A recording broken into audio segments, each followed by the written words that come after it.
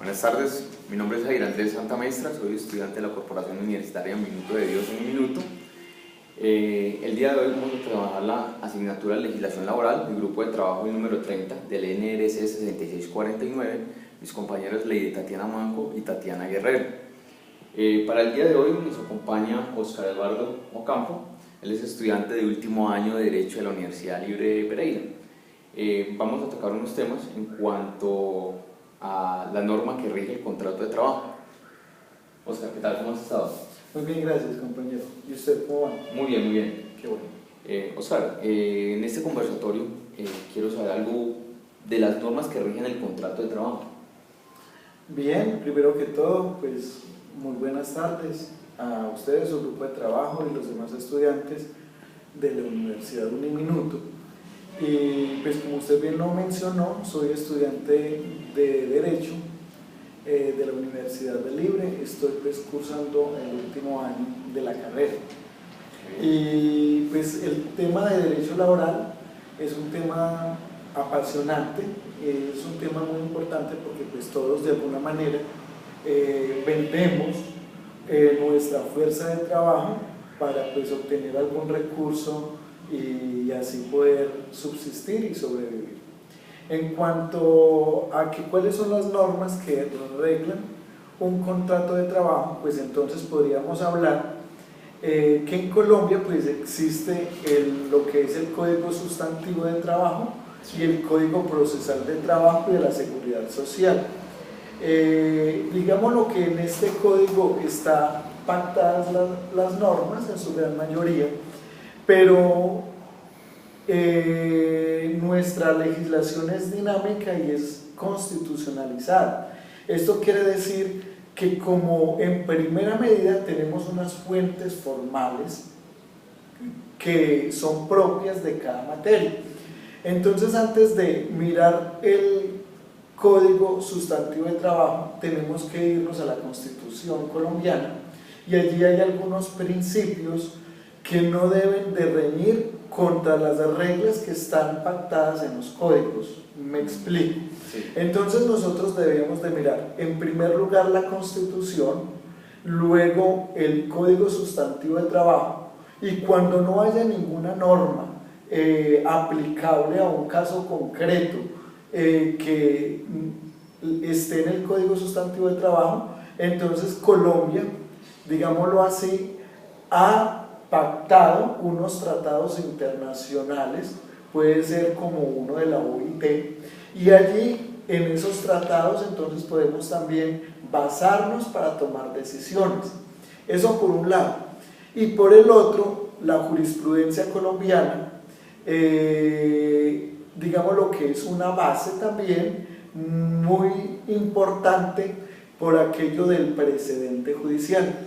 Entonces, cuando en las altas cortes se toman decisiones, esas decisiones, cuando son reiterativas y pueden aplicarse a un caso concreto, entonces tienen poder vinculante.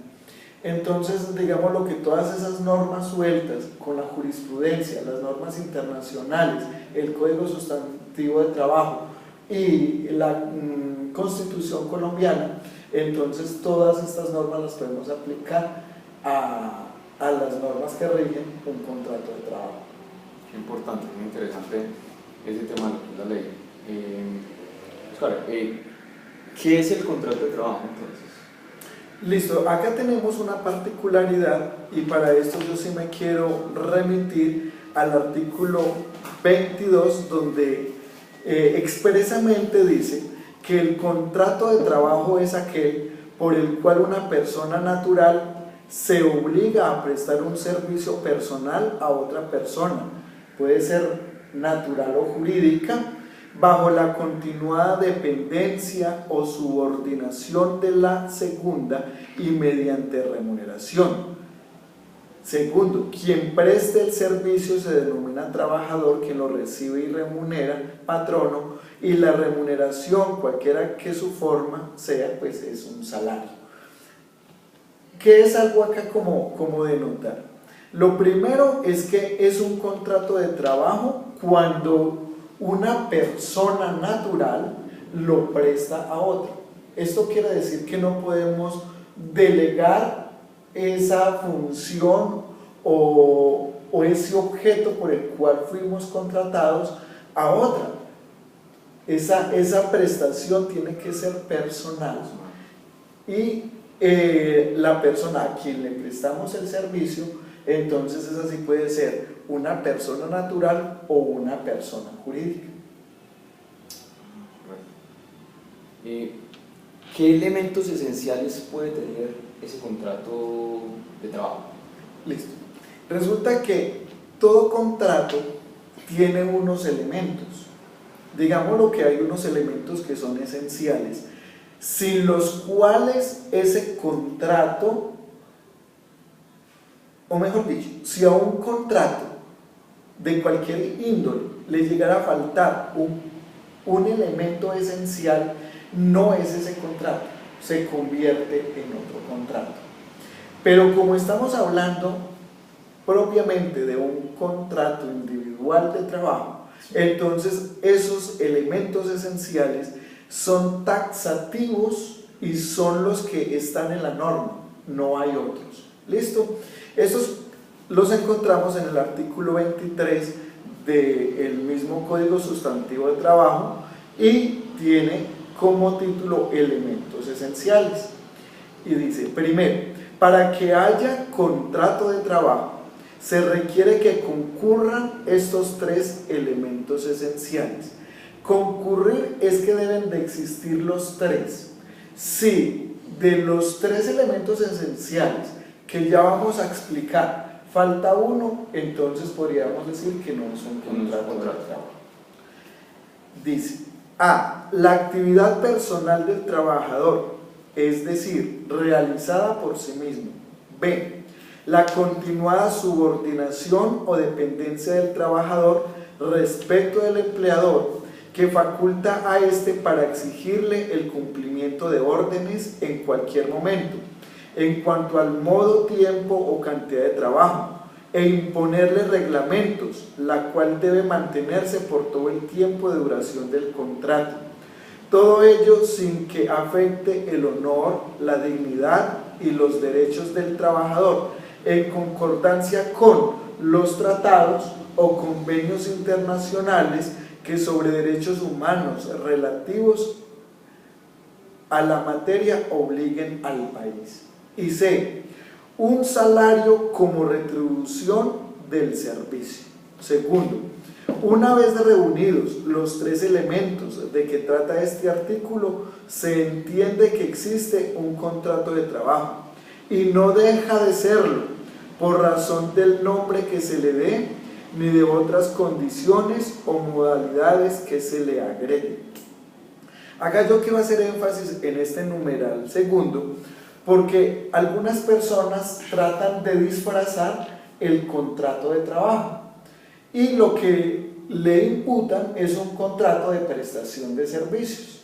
Se entiende que un contrato de prestación de servicios es aquel por el cual, como su nombre lo indica, si yo soy abogado le voy a prestar el servicio a una empresa X de asesoría jurídica, pero yo no voy a tener que cumplir un horario como tal, porque pues a mí me pueden llamar hoy y de acuerdo a la importancia o la urgencia de mi asesoría, yo la puedo dejar para el día siguiente o dentro de 3 días, y el señor que me contrató no me va a imponer sanciones por no haber prestado el servicio, digámoslo, en las condiciones o en el horario establecido por él. Eso es como la primera regla. Y la segunda es que yo ahí sí puedo delegar a otra persona, no debe ser una prestación personal realizada por mí mismo. Digámoslo, yo no estoy en el país y se presentó una asesoría, pues yo no voy a venirme de España o Estados Unidos donde me encuentre para atender, digámoslo, esa diligencia. Número uno, yo la puedo atender por una llamada, por una videoconferencia, o simplemente delego a un colega para que vaya y atienda la necesidad. ¿Sí me hago entender? Pero cuando una empresa contrata a una persona bajo una modalidad de una contratación de prestación de servicios y tiene que ir la persona a cumplir con un horario, a prestar el servicio, y digamos que el pago se puede llamar salario, entonces es un contrato realidad, póngale en el nombre que le adjudique. Esa es pues como la importancia de los elementos esenciales de un contrato de trabajo. Interesante. Si tenemos el contrato de trabajo, ¿cuáles pueden ser las medidas, digamos, de mejoramiento para las partes contratantes? Trabajador y patrón, digámoslo así. Listo, resulta que ahí es bien importante tener algunos principios que reglan el derecho laboral. Voy a empezar como lo beneficioso para el trabajador. En este sentido, pues voy a destacar un artículo que es el artículo 21, donde habla sobre el principio de favorabilidad. Al principio de la charla comencé a explicar sobre las normas que reglan la materia, y esas son las fuentes formales del derecho laboral. Pero hay momentos donde se puede presentar una duda en la aplicación de una norma. Y dice el artículo 21, normas más favorables. En caso de conflicto o duda sobre la aplicación de normas vigentes de trabajo, prevalece la más favorable al trabajador. La norma que se adopte debe aplicarse en su integridad. Voy a hacer énfasis en la parte final de este artículo, donde dice que la norma que se adopte debe aplicarse en su integridad. Si yo tengo dos normas que me pueden ser útiles para aplicar en un caso concreto en materia laboral, yo no puedo tomar un pedacito de una norma y otro pedacito de otra. Antes yo debo de analizar en su integridad, en su totalidad, las dos normas, y de acuerdo a la que yo considere que sea más beneficiosa para el trabajador, porque hay algo que sí sería bueno dejar claro, y es que en esa relación contractual obrero-patronal, la parte débil del contrato siempre va a ser el trabajador, es decir, el obrero, ¿cierto? Porque el empleador pues es el que tiene la potestad de aplicar las sanciones, de aplicar, digámoslo, el código sustantivo del trabajo en su totalidad en cuanto a la parte disciplinaria o sanciones que pueden terminar con un despido. Entonces siempre se va a beneficiar más al trabajador. Eso también lo hacen los jueces por ese principio de la norma más favorable. Eso por una parte. Y para los patronos, que son pues los empleadores, sí, llamo la atención al artículo 1 del Código Sustantivo de Trabajo, donde dice lo siguiente: la finalidad de este código es de lograr la justicia en las relaciones que surgen entre patronos y trabajadores, dentro de un espíritu de coordinación económica y equilibrio social.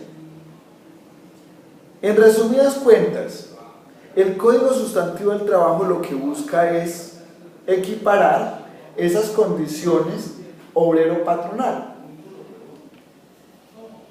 No se le puede recargar mucho a los patronos, porque en algún momento ellos no van a tener la posibilidad de darle trabajo a muchas personas que lo puedan necesitar. Y digámoslo en estas palabras, puede llegar el caso de que una empresa cierre porque ya no da buenos rendimientos económicos pues para los accionistas o los socios de esta. Entonces por eso es que se busca de alguna forma que haya un equilibrio, que también los trabajadores y los empleadores gocen como de unas condiciones de igualdad en el fondo, para poder conservar de alguna forma las empresas y así poder tener trabajo en la industria. Interesante ese punto. Tomando ese punto, ¿qué mecanismo podría uno contribuir entonces a que mejore esa estabilidad laboral? Bueno, entonces, por una parte, es muy triste decirlo que en Colombia no pudiéramos hablar de una estabilidad laboral absoluta. En ese sentido, lo que hay en Colombia, de acuerdo al Código Sustantivo de Trabajo, en el artículo 64, es una estabilidad laboral relativa, ya que la Ley 789 del 2002 modificó este artículo,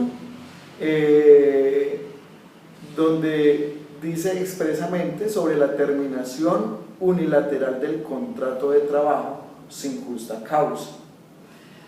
Y dice de la siguiente manera: en todo contrato de trabajo va envuelta la condición resolutoria por incumplimiento de lo pactado, con indemnización de perjuicios a cargo de la parte responsable.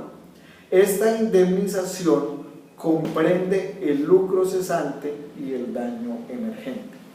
Lo que hizo esta ley fue darle las herramientas y la potestad al empleador para que en cualquier momento prescinda de un trabajador sin tener inclusive una justa causa. Y lo puede hacer siempre y cuando lo indemnice por los perjuicios que le pueda ocasionar. Entonces allí hablamos de la indemnización de acuerdo al tipo de contrato, si es un contrato a término fijo o si es un contrato a término indefinido. Si el empleador no lo hace aplicando estas tablas que ya están establecidas, entonces ahí se podría demandar al empleador por haber incurrido en una mala aplicación de esta norma. ¿Qué es lo que, digámoslo, se recomienda o lo más beneficioso a pesar de que haya una estabilidad laboral relativa? Pues siempre se habla de un contrato a término indefinido, porque pues tener un contrato a término fijo, cada que se va a vencer el periodo por el cual se estableció, entonces va a generar un estrés en la persona.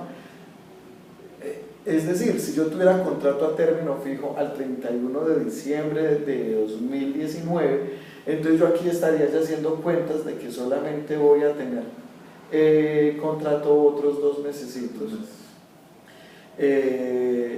o 3, pues contando octubre, pero ya generaría un estrés. Pero si yo tengo un contrato a término indefinido, pues entonces tiene que ser unas causales, digámoslo, de una mala conducta para poder ser despedido antes de esa fecha, o lamentablemente, como ya hice la salvedad, como es relativo la estabilidad laboral, pues el jefe también puede tomar una decisión conforme al artículo 64, y esta fue una modificación letal para los trabajadores, pero pues esa es la realidad. Es la realidad del país, lastimosamente. Es correcto. Para el trabajador. Oscar, una última pregunta. Algo de la estabilidad laboral reforzada, ¿qué me puedes comentar de ese tema? Listo, acá es importante tener claridad de que es reforzada precisamente por algunas condiciones externas que le llegasen a presentar a un trabajador. Me explico. Si estamos hablando de una mujer, digámoslo, le aplica una condición, ¿cierto?, favorable, y es como la estabilidad laboral reforzada en periodo de embarazo. Entonces, la empresa no podría despedirla en esta condición. Eso es como la regla general. Hay excepciones donde ya enseguida paso como a dar una explicación breve del tema. Otro punto es el del fuero sindical, es una estabilidad laboral reforzada. Y para poner otro ejemplo, es cuando a una persona, ¿cierto?, un trabajador padece una enfermedad profesional, entonces también se le aplica la estabilidad laboral reforzada. Y es reforzada en el sentido de que el empleador no puede aplicar el artículo 64, del cual hablamos hace un momento, tal como lo dice la norma, sino que tiene que, antes de aplicar, digamos, esta modalidad, debe de solicitar un permiso ante el Ministerio de Trabajo y con unas condiciones exclusivas. Porque, por ejemplo, si estamos hablando de una estabilidad laboral reforzada por fuero sindical, se entiende que las personas que conforman la junta directiva de un sindicato, que para el caso serían, 10 personas, 5 principales y 5 suplentes, entonces las 10 personas tendrían fuero sindical. ¿Los 10 tendrían o solamente los principales? Solo los 10. Los 10 tienen fuero sindical. Entonces, por tener ese fuero sindical, la empresa no puede aplicar este artículo 64. Pero no olvidemos que hay otros artículos donde dice, por ejemplo, el artículo 62, terminación del contrato por justa causa.